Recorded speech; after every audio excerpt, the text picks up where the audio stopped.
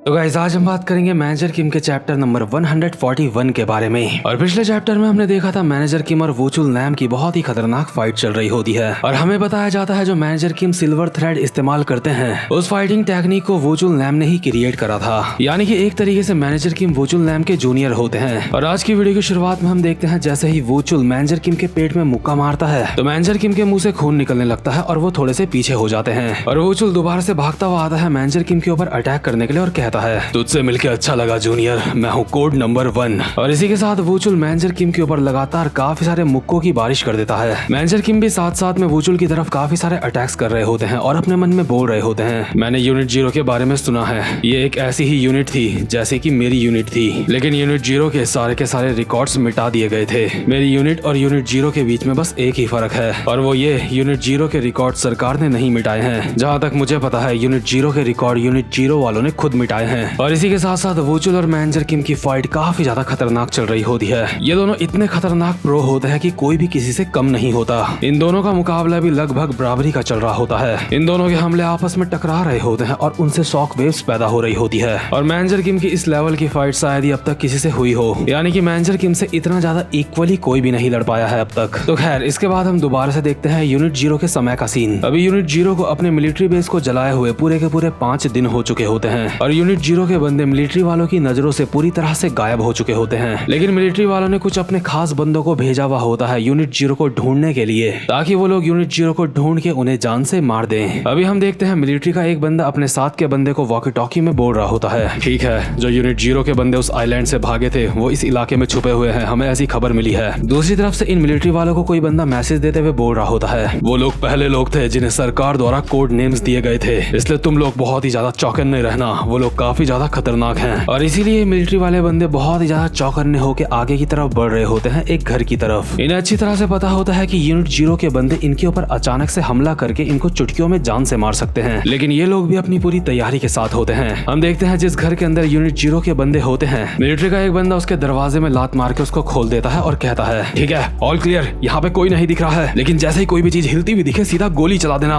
अभी ये लोग चारों तरफ इधर उधर ढूंढ रहे होते हैं यूनिट 0 के बंदों को, लेकिन तभी इनमें से एक बंदे का पैर टकराता है एक सिल्वर थ्रेड से, जो कि एक काफी ज्यादा खतरनाक ट्रैप होता है। और ये टक्कर होते ही यहाँ पे एक खतरनाक सा ब्लास्ट होता है जिससे मिलिट्री वालों की काफी ज्यादा फट जाती है, लेकिन वो जैसे तैसे करके खुद को बचा लेते हैं और चिल्ला के बोल रहे होते हैं शिट, लगता है इन लोगों ने अंदर जाल बिछा रखे हैं, हमें जल्दी से अभी पीछे हटना होगा। लेकिन यार यूनिट 0 के बंदे कोई मामूली बंदे नहीं है। हम देखते हैं कोड नंबर 1 ऊपर से उल्टा लटकता हुआ आता है स्पाइडरमैन की तरह और नीचे उतर के मिलिट्री वाले बंदे की गर्दन में चाकू घोंप देता है। इतने में ही यूनिट 0 के और बंदे जो अब तक घात लगा के बैठे थे वो सारे भी बाहर आ जाते हैं और चाकू से इन मिलिट्री वाले बंदों की हालत खराब कर देते हैं, उन्हें जान से मार देते हैं। इसके बाद यूनिट 0 के बंदे इन्हीं लोगों के हाथों से गन्स छीनते हैं और जैसे यूनिट 0 वालों के हाथ में गन्स आती हैं तो वो सारे मिलिट्री वालों बंदों को गोलियों से छल्ली कर देते हैं। और मिलिट्री वाले बंदों के वॉकी टॉकी में उनके सीनियर्स बोल रहे होते हैं ईगल जवाब दो, आखिर वहाँ पे क्या चल रहा है, तुम जवाब क्यों नहीं दे रहे हो, ये आवाजें कैसी है। लेकिन मिलिट्री वाले बंदों की आवाजें शांत हो चुकी होती है क्योंकि उनके गले उड़ा दिए गए होते हैं। और देखते ही देखते यूनिट 0 के बंदों ने इन सारे मिलिट्री वालों को मार दिया होता है। और इन सब में सबसे ज्यादा जाने ली होती है वुचुल नैम ने अपनी सिल्वर थ्रेड से काफी सारे मिलिट्री वाले बंदों को हवा में उड़ा रखा होता है, यानी कि एक तरीके से वो फांसी लटके हुए होते हैं। इसके बाद वुचुल के साथ का बंदा वुचुल को कहता है मुझे लगता है हमारे लिए इतने हथियार काफी हैं, हमारे पास स्पेशल ऑप्स के काफी सारे हथियार आ चुके हैं और मुझे लगता है इन लोगों को मार के हमें काफी ज्यादा समय मिल जाएगा आगे का सोचने का। लेकिन यार वुचुल एक ऐसा बंदा है जो पैदा हीरो बनने के लिए हुआ था, बट हालातों ने उसे विलन बना के रख दिया है और जब ऐसे लोग विलन बनते हैं तो ऐसे लोग हीरोज की भी फाड़ के रखते हैं। वुचुल अपने साथ के बंदे को कहता है तो ठीक है, तय हो गया है, मुझे अब प्रेसिडेंट का सर चाहिए। और इसलिए कहते हैं भाई लोग कभी भी शरीफ इंसान का फायदा उठाने की नहीं सोचनी चाहिए, क्योंकि जब शरीफ अपनी शराफत छोड़ता है तो वो बहुत खतरनाक बन जाता है। वुचुल अपने साथ के बंदों को कहता है हम अपनी पूरी जिंदगी ऐसे भाग नहीं सकते, हमें हर कीमत में कोई ना कोई फैसला तो करना होगा। इसके बाद सीन दोबारा से शिफ्ट होता है और हम आते हैं उस सीन में जहाँ पे मैनेजर किम और वुचुल की फाइट चल रही होती है। अभी मैनेजर किम और वुचुल के मुक्के आपस में टकरा रहे होते हैं, ये दोनों एक दूसरे से बचते हुए एक दूसरे के ऊपर बस अटैक करे जा रहे होते हैं। और अभी जब वुचुल मैनेजर किम के ऊपर काफी सारे अटैक्स कर रहा होता है तो साथ साथ में कहता है अब जब मैं अपनी जवानी के बारे में सोचता हूँ तो मुझे लगता है उस वक्त मैं एक नौसिखिया था, उस वक्त मैं जवान था और लापरवाह था, मेरा हर काम मेरे इमोशन और गुस्से की वजह से होता था। अपने गुस्से की वजह से मैं किसी भी चीज के बारे में 2 बार नहीं सोचता था और बस किसी भी काम को कर देता था। और तुझसे मुझे वैसी फीलिंग आ रही है जैसे मैं खुद को ही देख रहा हूँ। और ये कहते हुए मैनेजर किम और वूचुल के मुक्के आपस में टकरा रहे होते हैं और इन दोनों के मुक्के टकराने का साफ साफ मतलब ये है कि ये दोनों फाइटिंग में लगभग बराबरी के हैं। कम से कम अब तक तो इन दोनों की फाइट देख के यही लग रहा है। हम देखते हैं अभी जैसे ही इन दोनों के मुक्के आपस में टकराते हैं तो वूचुल मैनेजर किम को कहता है, तू भी मुझे मेरी ही तरह लगता है। तू वही पागल है ना जिसने 20 साल पहले नॉर्थ कोरिया के प्रेसिडेंट को किडनैप करा था, है ना? तुझे नहीं लगता हम दोनों के बीच का एक कनेक्शन काफी ज्यादा एक जैसा है? लेकिन इसके बाद मैनेजर किम वूचुल के ऊपर काफी सारी लातें बजा देते हैं। हालांकि वूचुल अपने दोनों हाथों से इन लातों को ब्लॉक कर रहा होता है, पर मैनेजर किम उसके बावजूद भी ये लातें मारते हुए बोल रहे होते हैं, तू फाइट करते हुए बहुत बातें करता है, लेकिन बातें करना फाइट के वक्त ये मेरा स्टाइल नहीं है। लेकिन इतने में ही वूचुल मैनेजर किम का कॉलर पकड़ के मैनेजर किम को जमीन में पटक देता है और कहता है, तो ठीक है, सीधा मुद्दे की बात करते हैं। मैं तुझे पैसे दूंगा। ये काम करने के अभी तुझे जितने भी पैसे मिल रहे हैं मैं तुझे उससे 3 गुना ज्यादा पैसे दूंगा। तो बता अब तेरा क्या ख्याल है? क्या तू मेरे साथ शामिल होना चाहेगा? और हम देखते हैं जैसे ही वूचुल ने मैनेजर किम को जमीन में पटका होता है तो मैनेजर किम ने वूचुल का वो हाथ पकड़ लिया होता है जिससे वूचुल ने मैनेजर किम को पकड़ रखा था। मैनेजर किम अभी वूचुल के हाथ पर लॉक मार के उसका हाथ तोड़ने की सोच रहे होते हैं और कहते हैं, मुझे तेरा ऑफर मंजूर नहीं है, मैं अपने सुपीरियर्स को धोखा नहीं दे सकता। लेकिन वूचुल इतना खतरनाक बंदा होता है कि वो अब भी काफी ज्यादा रिलैक्स होता है। एक हाथ मैनेजर किम ने वूचुल का पकड़ लिया होता है और वूचुल दूसरे हाथ से मैनेजर किम के ऊपर गन पॉइंट कर देता है और कहता है, अफसोस अब तेरी जैसे एबिलिटी वाले इंसान को मरना होगा, लेकिन तेरे अंदर इतनी कमाल की एबिलिटीज हैं कि मैं तुझे और ज्यादा ऊंचाइयों में लेके जाना चाहता था। अपनी तरफ गन पॉइंट होने के बावजूद भी मैनेजर किम कहते हैं, तुझे नहीं लगता मुझे और ज्यादा ऊंचाइयों में जाने के लिए काफी ज्यादा देर हो चुकी है? और इसी के साथ वूचुल मैनेजर किम के ऊपर गोलियां चला देता है और इस समय मैनेजर किम ऐसी पोजीशन में होते हैं कि वो वूचुल की गोलियों से बिल्कुल भी बच नहीं सकते। लेकिन ये गोलियां खाने के बावजूद भी मैनेजर किम जिंदा बच जाते हैं और ये सब कुछ हुआ होता है मैनेजर किम के स्पेशल कॉम्बैट यूनिफॉर्म की वजह से, क्योंकि मैनेजर किम की जो कॉम्बैट यूनिफॉर्म होती है वो बुलेट प्रूफ होती है। इसलिए वूचुल हंसते हुए मैनेजर किम को कहता है,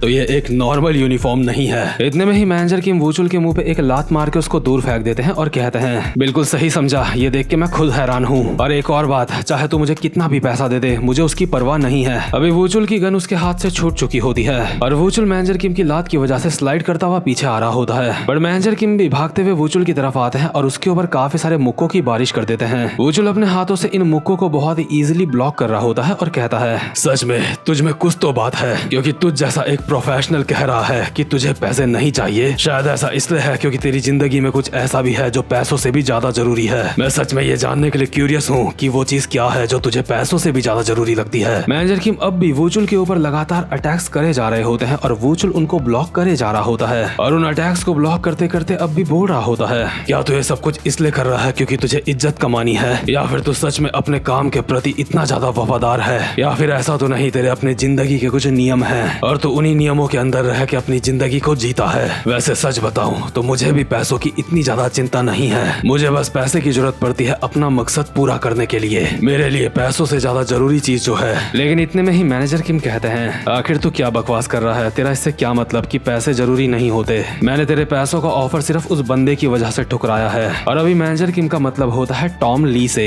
मैनेजर किम कहते हैं, मैंने तेरा ऑफर इसलिए एक्सेप्ट नहीं करा क्योंकि मैंने उस बंदे के साथ पहले ही कॉन्ट्रैक्ट साइन करा है। ये बात सुन के वूचुल हल्का सा हैरान हो जाता है और इसी के साथ मैनेजर किम वूचुल के ऊपर एक सरप्राइज अटैक करते हैं, बट वूचुल इस मुक्के को भी अपने दोनों हाथों से ब्लॉक कर लेता है और मैनेजर किम कहते हैं, जो मैंने उस बंदे के साथ कॉन्ट्रैक्ट साइन करा है उसमें साफ साफ लिखा है कि मैं दुश्मन की पार्टी में जाके शामिल नहीं हो सकता। अभी मैनेजर किम की मूवमेंट्स में अचानक से काफी ज्यादा बदलाव आया होता है और ये बात वूचुल ने भी नोटिस कर ली होती है। लेकिन इतने में ही मैनेजर किम बहुत ही स्पीड में एक मुक्का मारते हैं वूचुल के पेट में और दोबारा से वूचुल के ऊपर एक और अटैक मारने वाले होते हैं और कहते हैं, अगर तू मुझे अपनी तरफ शामिल करना चाहता है तो पैसे काम नहीं आएंगे। अगर तू चाहता है कि मैं तेरे साथ शामिल हो जाऊं तो तुझे पूरी की पूरी white tiger job centre company को खत्म करना होगा। क्या तुझे लगता है तेरे लिए मुमकिन है कि तू व्हाइट टाइगर जॉब सेंटर को खत्म कर सके? इसके बाद हम एक पुराना सीन देखते हैं जहाँ पे टॉम ली मैनेजर किम को बोल रहा होता है, मिस्टर किम मेरी बात ध्यान से सुनो, जिस इंडस्ट्री में अभी तुम आ चुके हो यहाँ पे तुम्हारी स्किल्स की काफी ज्यादा हाई डिमांड है और इसीलिए मैं ये कंडीशन तुम्हारे सामने रख रहा हूँ। मैनेजर किम कहते हैं, तो ठीक है मुझे बताओ, अगर कोई बंदा मुझे तुमसे अच्छा ऑफर दे रहा हो तो मुझे क्या करना चाहिए? क्या मुझे तुम्हें छोड़ के उसके साथ शामिल हो जाना चाहिए? लेकिन टॉम मैनेजर किम को किसी भी कीमत में खोना नहीं चाहता, इसलिए टॉम एक स्माइल के साथ कहता है, अगर हमारे मैनेजर किम को कभी भी ऐसा ऑफर मिला, अगर कभी भी कोई ऐसा आया जो तुम्हें इससे भी अच्छा ऑफर दे तो मेरे पास और कोई चारा नहीं बचेगा, मैं उसके टुकड़े टुकड़े कर दूंगा। और जो बंदा तुझे मुझसे भी अच्छा ऑफर दे रहा होगा तो ऐसे में मैं चाहता हूँ तो फिर भी हमारे साथ ही रहे, क्योंकि ऐसी सिचुएशन में मैं तेरी सैलरी और ज्यादा बढ़ा दूंगा। चाहे कुछ भी हो, लेकिन व्हाइट टाइगर जॉब सेंटर तुम्हारी जैसा कोई इंसान गंवाना अफोर्ड नहीं कर सकती। मिस्टर किम, मुझे तुम हर कीमत में व्हाइट टाइगर जॉब सेंटर में चाहिए। और प्रेजेंट मोमेंट में मैनेजर किम ने वूचुल के ऊपर काफी सारे मुक्कों की बारिश कर दी होती है, और ये मुक्के इतने ज्यादा फास्ट होते हैं कि वूचुल इन्हें ब्लॉक भी नहीं कर पाता। वूचुल के मुंह पे और पेट पे अभी लगातार मुक्के पड़ रहे होते हैं, और इसी के साथ साथ मैनेजर किम बोल रहे होते हैं, चेयरमैन तुझे याद है ना, तूने अभी अभी क्या कहा था? तूने कहा था तेरी किसी से भी पर्सनल दुश्मनी नहीं है, उसी तरह से मेरी भी तुझसे कोई पर्सनल दुश्मनी नहीं है, लेकिन तेरा काम तमाम करने के बाद व्हाइट टाइगर जॉब सेंटर में मेरी सैलरी बढ़ने वाली है। और एट लास्ट इतने सारे मुक्के खाने के बाद वूचुल के मुंह से भी खून निकल ही आता है, और मैनेजर किम वूचुल को कहते हैं, मैं एक राक्षस जैसे इंसान के लिए काम करता हूँ, मुझे ये बात अच्छी लगती है। व्हाइट टाइगर जॉब सेंटर का बॉस एक ऐसा इंसान है जो कि काफी ज्यादा खतरनाक है। कोड नंबर 1, तेरा बहुत बहुत शुक्रिया, तेरी वजह से अब मुझे कुछ पैसे कमाने का मौका मिल रहा है। मैं उस मॉन्स्टर से अपनी सैलरी की बात दोबारा से बढ़ाने के लिए कर सकता हूँ। अभी मैनेजर किम जैसे ही वूचुल के दोबारा से और मुक्के मार रहे होते हैं, लेकिन इतने में ही वूचुल उछल के पीछे चला जाता है। और कमाल की बात होती है, इतने मुक्के खाने के बाद भी वूचुल काफी ज्यादा रिलैक्स होता है। और यार होगा भी क्यों नहीं, क्योंकि वो कोड नंबर 1 है। वूचुल अभी मस्त करके अपने कंधे की हड्डी चटकाते हुए कहता है, तू काफी ज्यादा रिलैक्स लग रहा है। देख मुझे भी कुछ नहीं हुआ है, मैं भी बहुत ज्यादा रिलैक्स हूँ, इसलिए मैं चाहता हूँ इतनी जल्दी तू ये सब कुछ खत्म करने के बारे में मत सोच। मैं नहीं चाहता हम दोनों के बीच में जो एक खेल चल रहा है वो इतनी जल्दी खत्म हो जाए। मुझे तेरे साथ खेलने में बहुत मजा आ रहा है, मुझे और खेलना है। मैनेजर किम एक स्माइल के साथ कहते हैं, अच्छा ऐसी बात है तो ठीक है। तो फाइनली मेरे दोस्त, आखिर तुम यहाँ पे आ ही गए। और मैनेजर किम अपने मन में बोल रहे होते हैं, मैं जानता था ये यहाँ पे बिना आए नहीं रह पाएगा। और हम देखते हैं यहाँ पे पहुंच चुका होता है जिनचोल। जिनचोल देखता है डैसिक को, जो भी कार के अंदर पड़ा हुआ होता है गोली लगने की वजह से, और इसीलिए जिनचोल बहुत ही गुस्से में वूचुल नैम को बोल रहा होता है, वो इंसान जिसने मेरी यूनिट के ऊपर हाथ उठाने की कोशिश करी, वो इंसान जिसने बच्चों के ऊपर गन तानने की हिम्मत करी, हरामजादे तू जो कोई भी है मेरा सामना कर। अगर तू मरना नहीं चाहता तो मेरा सामना कर। और अभी जिनचोल काफी ज्यादा गुस्से में लग रहा होता है। तो भाई लोग मामला यहाँ से और ज्यादा खतरनाक हो चुका है। अब वूचुल से फाइट करने के लिए यहाँ पे मैनेजर किम और जिनचोल दोनों ही मौजूद हैं, और मुझे पूरा यकीन है वूचुल ने अब तक अपनी 100% पावर इन दोनों को नहीं दिखाई है। तो खैर इसी के साथ ये वाला चैप्टर यहीं पे खत्म होता है। लेकिन अभी जाना मत, मुझे एक बहुत ही ज्यादा जरूरी बात कहनी है। देखो हम लगभग मैनेजर किम मानवा के लेटेस्ट चैप्टर में पहुंच चुके हैं, और अब मैं इस चैनल पे किसी नई मानवा को एक्सप्लेन करना शुरू करूंगा। लेकिन इस बार मैं एक छोटा सा एक्सपेरिमेंट करने वाला हूं। वैसे तो देखो मैं हर दिन नॉर्मली एक वीडियो अपलोड करता हूं अपने चैनल पे, लेकिन इस बार मैं 2-3 दिन का गैप लेके अपने चैनल पे लगभग 1 घंटे की कोई एक वीडियो अपलोड करूंगा।